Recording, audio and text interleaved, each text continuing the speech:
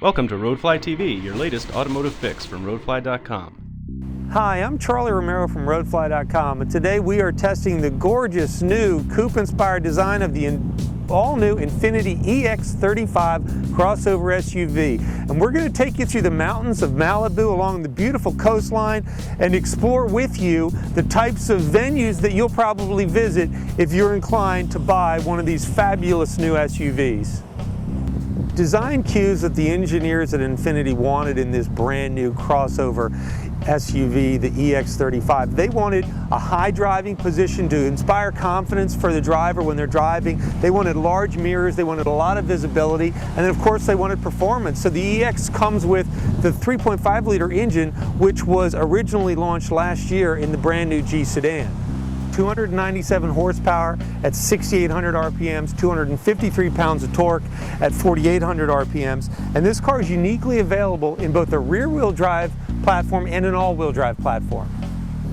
Infiniti is the first to incorporate a new electric rear folding seats in a crossover SUV.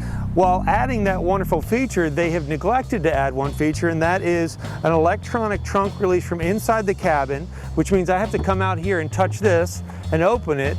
To open it, and again to close it, I have to grab here and pull down. But enough about the hatch, because in its defense, the lightness is tremendous. It's the same lightness that they have in the FX45. Onto this really super cool feature of automatically reclining seat. There's a button right here, touch it, boom. Easy ingress egress of all your stuff. The 60/40 split rear seat with electric return to upright is a fantastic feature. Ease of use means everything. Brand new on the EX is something called Scratch Shield Paint, and what it does, it's a self-healing clear coat. So when you get slight scratches in the clear coat or key marks in the clear coat, the technology basically will reblend and mend the clear coat so that the scratch is gone and your finish maintains that showroom new luster for years to come. Look at this super cool feature. This is an integrated coat hanger. Look at that. You don't get that in a $400,000 Maybach. Look at that. Integrated coat hanger. The center stack will be very familiar to you if you're familiar with Infiniti vehicles. Basically, you've got your air conditioning controls. Above that, you have your stereo controls. And above that, you've got your navigation system controls and your navigation screen. Infiniti has had the lane departure warning system available on their cars for a couple of years now.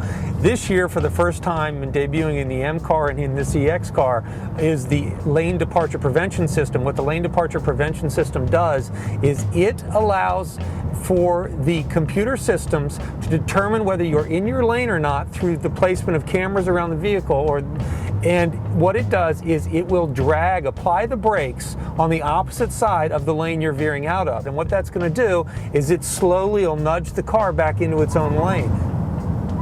Infiniti doesn't use one of the systems that pulls on the steering wheel. They chose to go the braking route. It does it very elegantly. It's not jarring. It's not upsetting. There's no big brother going on, and it really works well, and I'm really happy with it.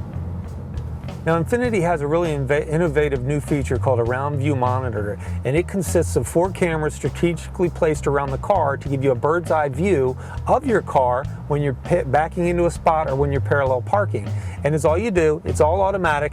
You put the car in reverse, you'll see your cameras come on, and it makes it very easy to parallel park and to back into a spot when your view is blocked. Infiniti enables their manumatic transmission to hold its gear. What I mean by that is when you put it in manual mode and you're accelerating, if you want to stay in second gear, you will stay in second gear until you shift it. That is very important. Every other manufacturer out there will shift the transmission for you. And if you want to drive in a spirited way, you want to be in control of when the transmission shifts gears.